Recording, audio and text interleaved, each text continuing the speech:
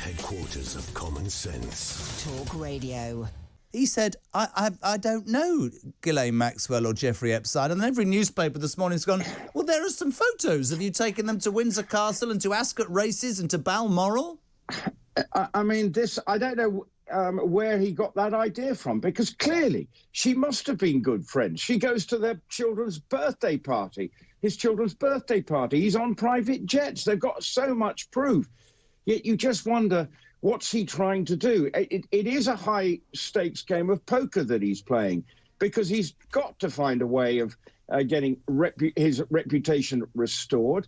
But she, I'm told, will only settle if he comes up with a public apology. So either way, he's got to prove his innocence through the courts. Well, what he's come up with so far, if David Boyes, who's working on behalf of Virginia Giuffre, is able to interview him, which I'm told he will do before July the 14th, it could be more disconcerting for him than the Emily Maitlis interview. I think the point is, people were asking yesterday, Rupert, why would he want a jury trial? And I was wondering whether, in his misplaced mind, he was imagining that, pro-royal mid-American jurors would go, oh my God, he's the prince, They're not going to do that because in America they're very strong on the things that you should be strong on.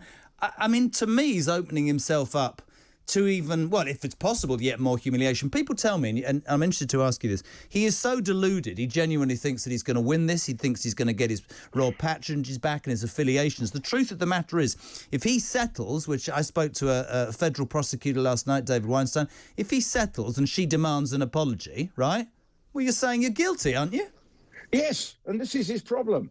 I mean, I think he's obviously, he said that he's innocent. Well, he's got to see this through, because clearly his arrogance has got him into this situation by conducting that interview. Because if that Emily Maitlis interview hadn't happened, it might have diffused some of the easy accusations that can be levelled at him. And now he can't even refute those statements and saying, I can't deny, or I've got no proof that I went to the Pizza Express, or whatever happened. I don't sweat.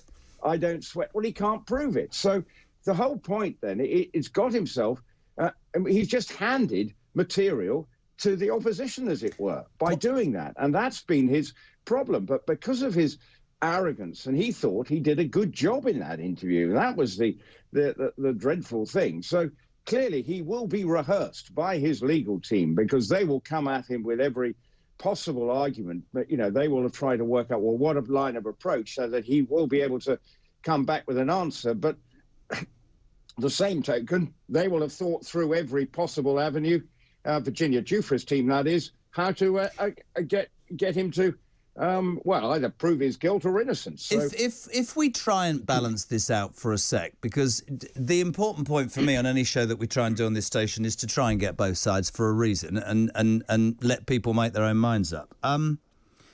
He patently thinks he's going to get away with it. He stayed silent for far too long. It's a major gamble, genuinely a major gamble to think I'm going to go in front of a jury.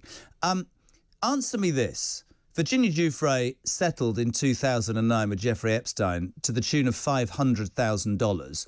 I know that Andrew's legal team a few weeks ago were trying to say, well, that sort of sorted it, okay? And although we weren't in that, I shouldn't be anything to do with this, because why didn't she raise it then? Let's throw that out there.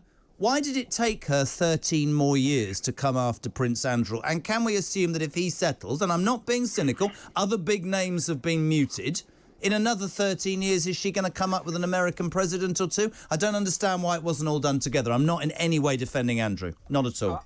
I think the issue is, yes, I think this is one of the things that the legal team for Andrew will be going at her, that she is just trying to seek publicity. But she has said that she will not come to some financial arrangement, because this will just...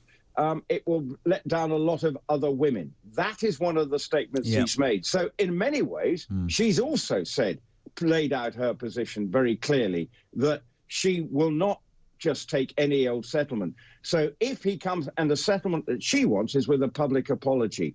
And so that will be the issue there. And yes, there is a time lapse, and that is something that clearly doesn't sit easy. And, you know, with Andrew's team, they're saying, well, she now lives in Australia and this shouldn't be now being tried in the United States. So there are all sorts of legal technicalities. Let me just jump in. Colin says the reason Andrew's going trial by jury is reasonable doubt. It's her word against his. No one else was there, so he can't be convicted on that, says Colin. Somebody else says Prince Andrew's request for a jury by trial is just PR. Virginia Giuffre has already asked for one, as is her constitutional right. Just to wrap it up, Belly, it's a civil trial, obviously, and that's really important. So it is different from a criminal trial.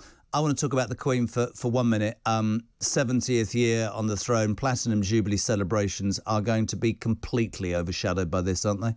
Yes, and it's desperately sad for her. I mean, I know people who have had conversations with her, and they know she's as bright and button, but no one dares, in many ways, sort of go off piste when they're talking to her, because clearly it will be, in many ways, very distressing for her that she's got to see her son, put other members of the family through it, because he's dragging them into this situation. And yes, we should be, come May, June, and through the summer, celebrating an extraordinary life lived and still living. Yet at the same time, we will have the soap opera that is Meghan and Harry. Will they, won't they come over?